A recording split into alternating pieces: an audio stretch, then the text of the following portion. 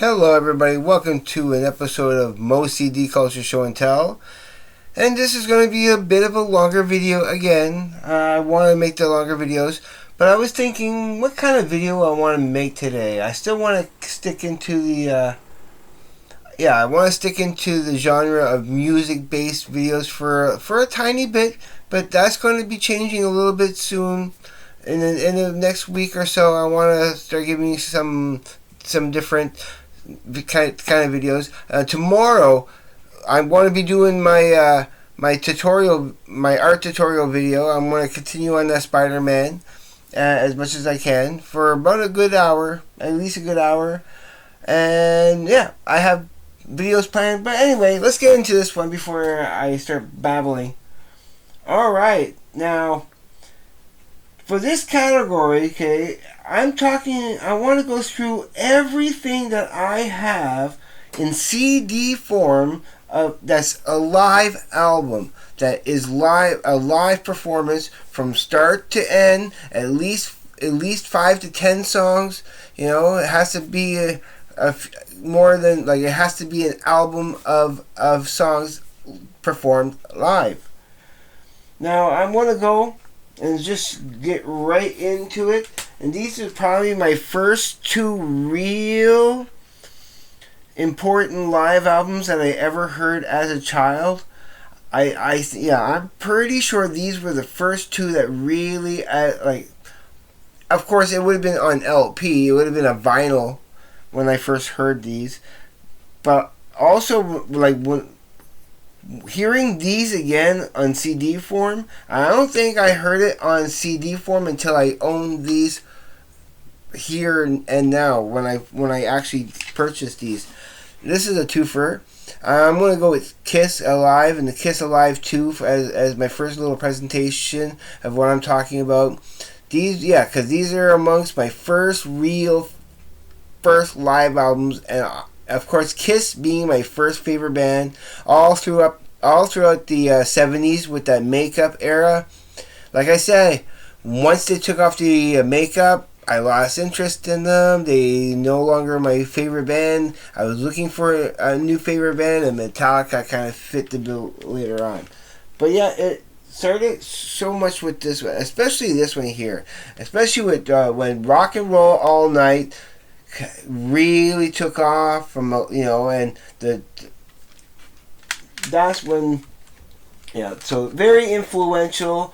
So these are, Then of course I have this, of course, Live After Death of Iron Maiden. It is my favorite live album of Iron Maiden, of course. My favorite cover, it is probably one of my favorite cover of its type of all time. I love that cover. I mean, there's other covers that I love almost as much or just as much.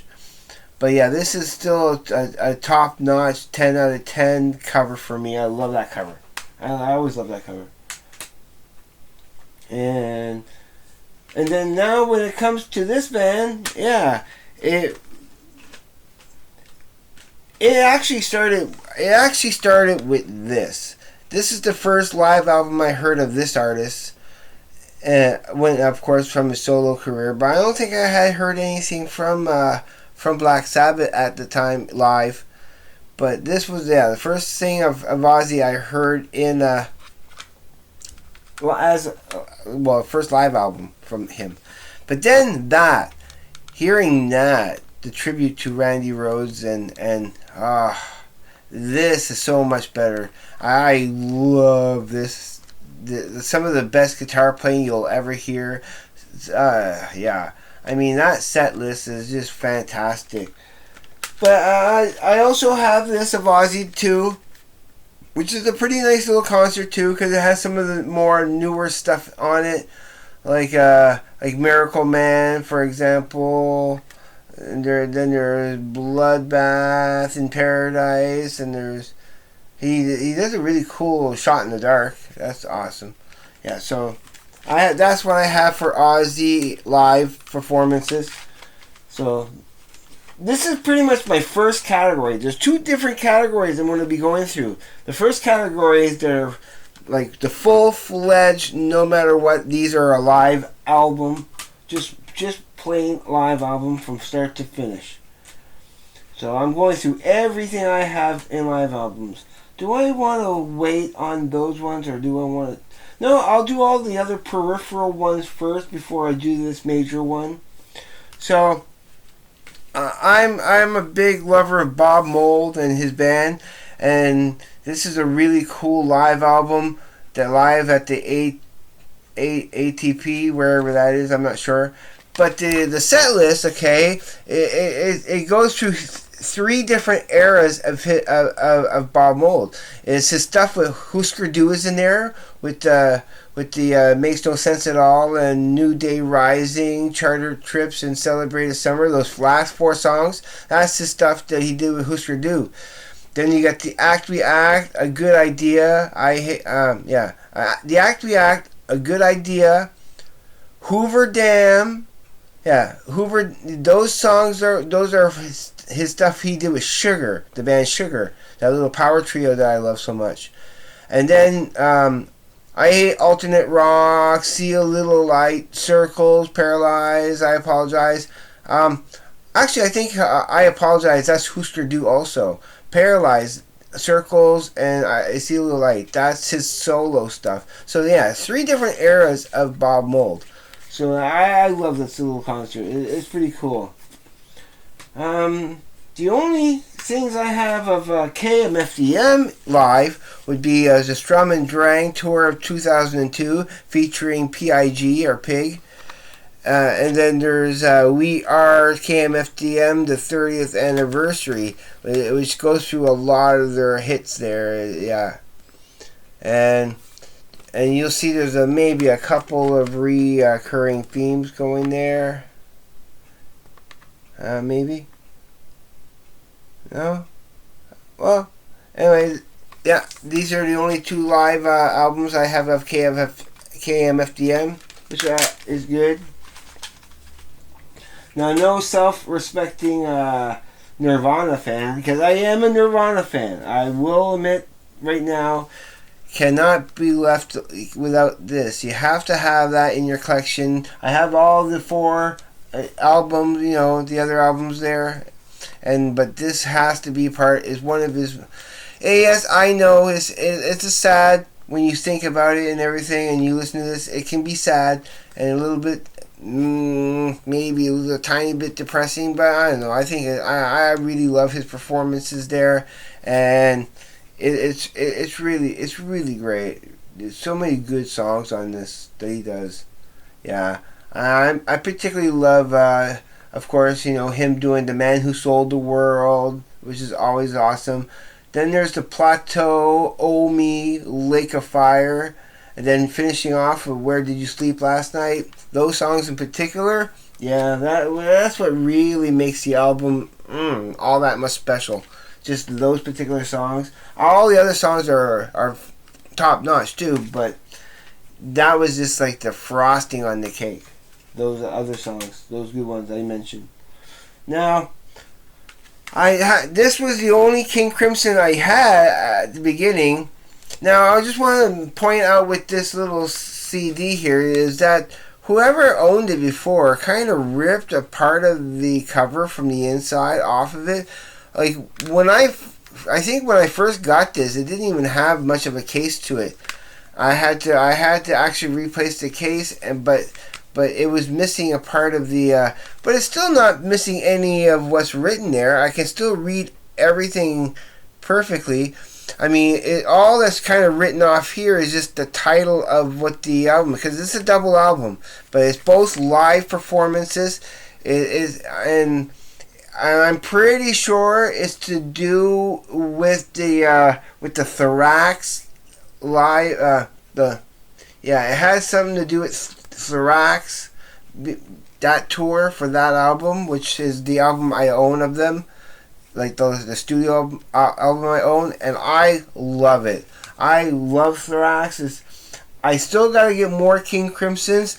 But it all I knew I wanted to get King Crimson, and this was one I had kind of saw the only one that they had, it was like secondhand. It was cheap enough, so I wanted to get something of King Crimson, so I ended up getting Vroom Vroom, and I love this for live performances. Yeah, it's awesome.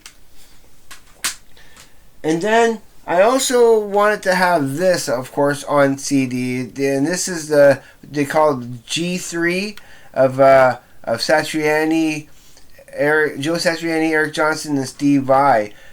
Joe Satriani does 3 songs to start off, and then Eric Johnson does 3 songs, and then Steve Vai does 3 songs, and then all 3 of them together do an extra 3 songs. So there's 12 songs all together, but it's all live performances. It's really great guitar work.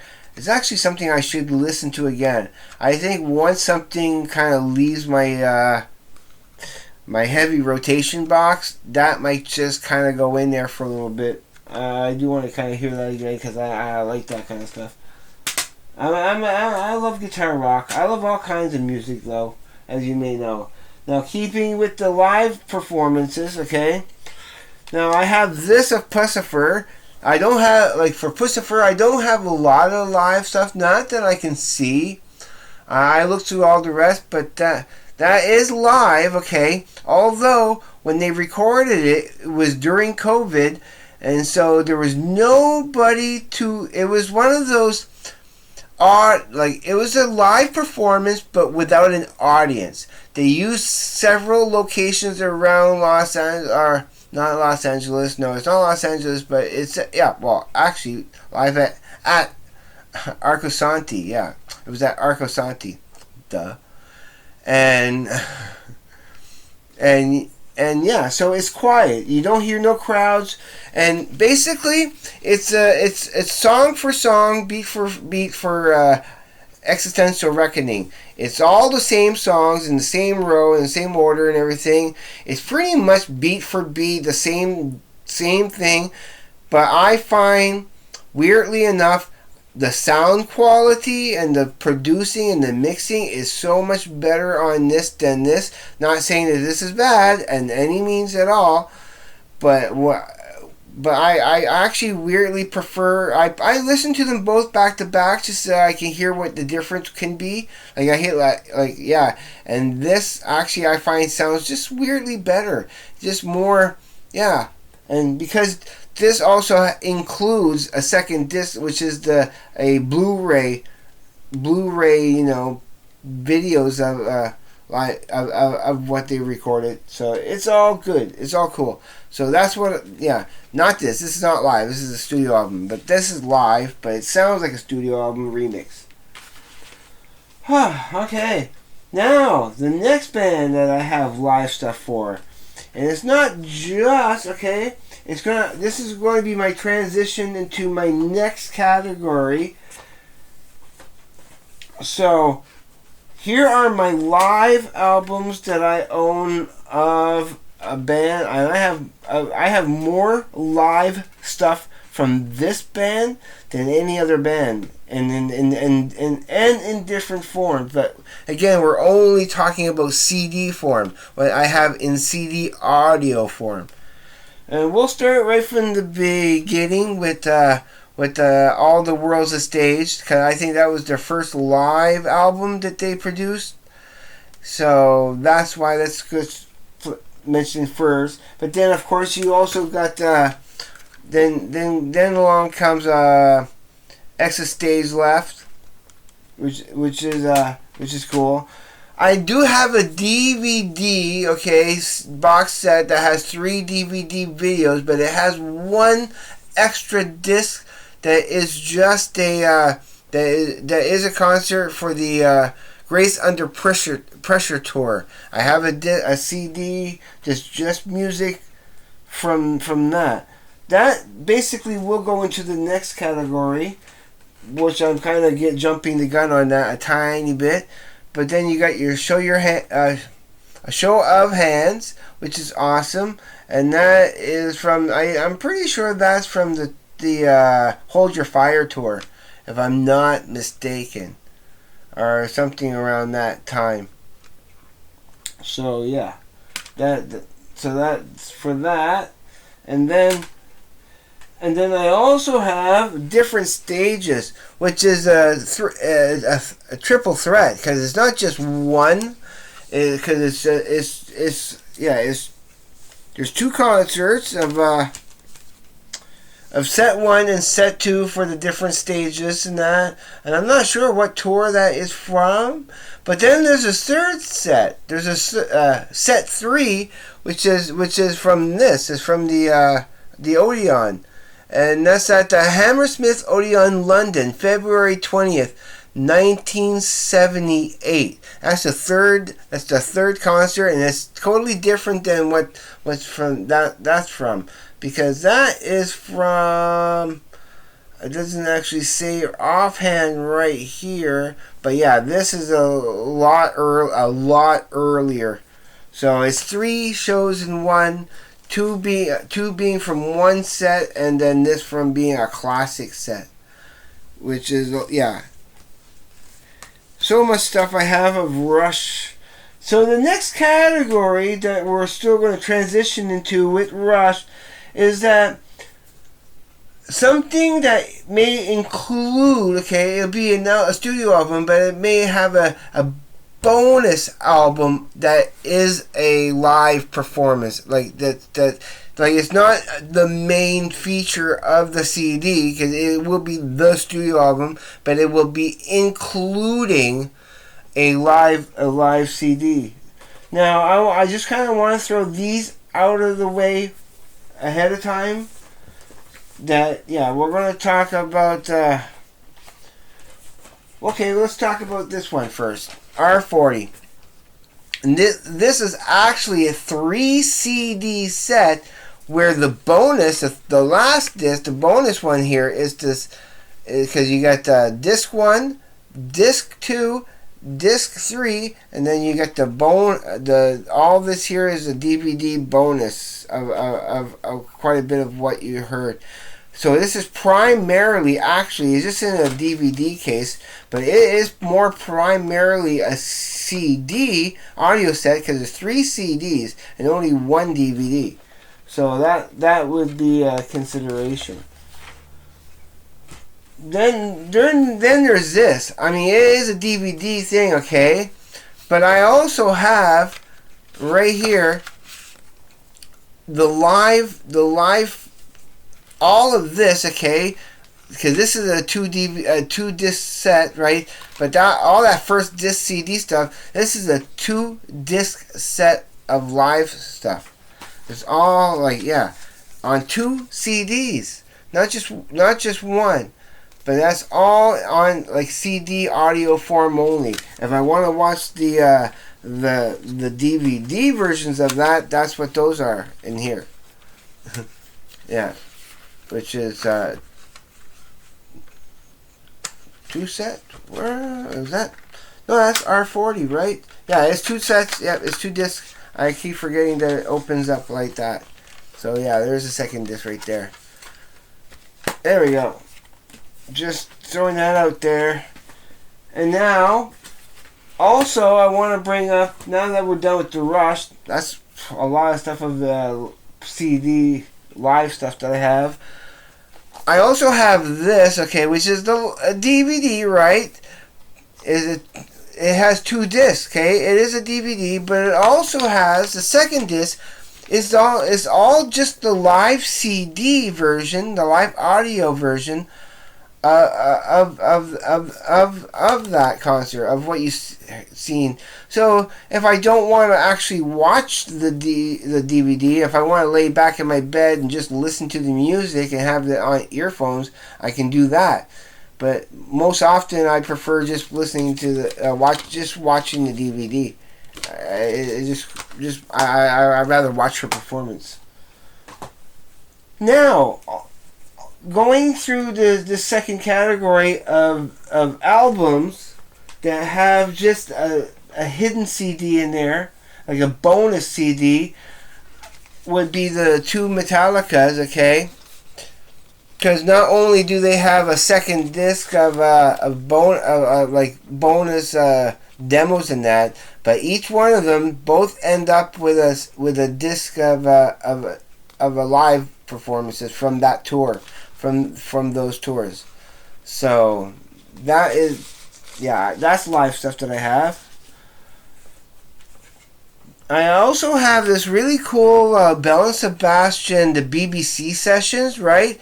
Now, I had this before. The first time I owned this, it only had the one disc of the BBC sessions, okay, which is, again, studio. It's not a live performance, but then didn't I go and I see this one that had a bonus disc that had a live in Belfast in 2001, and it's awesome.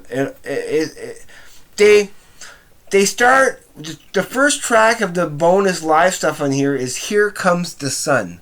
Here comes the sun, da da da da da. Here comes the sun, it's alright. So, and they knock it out of the park. It's awesome. And then they do another. Then I think now, from what I can tell from listening to it, they do a version of "I'm Waiting for the Man," right? But I think it's somebody from the crowd, or it probably is a friend of theirs that they knew that would be able to sing it. But it's not one of the typical band members that are singing it. I think they got somebody from the crowd. I'm pretty sure maybe it was somebody they knew to come up and sing it. But yeah, they did a great job on that. And then they also do a cover of the Boys Are Back in Town. The Boys Are Back in Town. You know, that song. So yeah, it is really cool having a second live disc of that on there. I also kind of want to count this here, my CD DVD combination of and there, although there's a second disc of a DVD, we're not counting that. You get the album, but these songs at the bottom here, they're all live, and it's really cool. And I don't know, do I count that? That's just bonus tracks of live stuff. That's kind of maybe a third category of live stuff, like quite a bit of live stuff that's at the end. But I know I must have more of that somewhere in my collection here and there, but they don't necessarily count. Except for this one, I'm going to count because it's all on one disc. But this Devo of "We Are Not Men" has the studio album of it, right? Just the studio album. But I can also listen to the entire album, but as live, all live, in the same arrangement as the studio. Every once in a while. More often than not, when I want to play this, I'll play the live version, and once in a while I'll play the studio version. But I like listening to the live version of it. It's pretty cool. I usually just play one or the other, but never really both. And I knew this was going to be a little bit of a longer video, but that's all good. Now, last but definitely not least, talking of Bob Mould earlier when I showed you some Bob Mould live there, his stuff that he did with Sugar, okay? This is a collection when it comes to Sugar. You have the normal studio albums, which is only like 3 of them. There's only 3 studio albums. But this one here it's more of all the songs here are a collection of just B-side stuff, which is hence, of course, why it's called B-sides. You know, you can take away that E here and it's B-sides. And it's clever, because it really is all their B-side stuff. And some of that also can be found on this here, which is the combination of Beaster and Copper Blue, which is 2 separate albums, but this here has a third live album. This one here at the end. Live at the Cabaret Metro. So that is cool. It's 2 albums with a special live album at the end, the third one, and then this here also has And I remember the first time I owned this. The very first time I owned this, it was only the single CD. And then one day, I happened to spy a copy of it, and then I noticed it had an extra compartment where as the joke is always on us sometimes, which is a cool special bonus live. I think this is such an underrated live album that should be checked out if you ever have a chance to listen to it. If you're a Sugar fan, that is, I find those are rare. Such an underrated power trio that I think people should be into. I love them.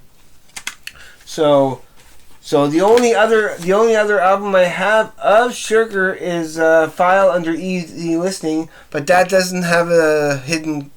Yeah, so all the rest of their catalog, and they have 2 hidden. Yeah, so that's everything that I own that is a live album from the full-fledged, no matter what they are, a live album to the second bonus disc or so on.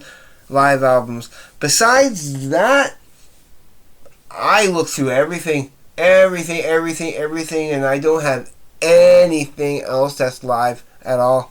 Nothing else. That's it. So, okay, that's my episode for today. A little bit longer, but that's not a bad thing. I don't mind the longer videos. And like I said, I will be back tomorrow to give you some art tutorial for sure. I want to try to start that as early as I can in the afternoon. And yeah, so I'll see you there. And then, as always, please be safe. Take care. I will see you on the flip side. And please, everyone, have a great day, evening, night, or morning, wherever you may be. Peace, everybody.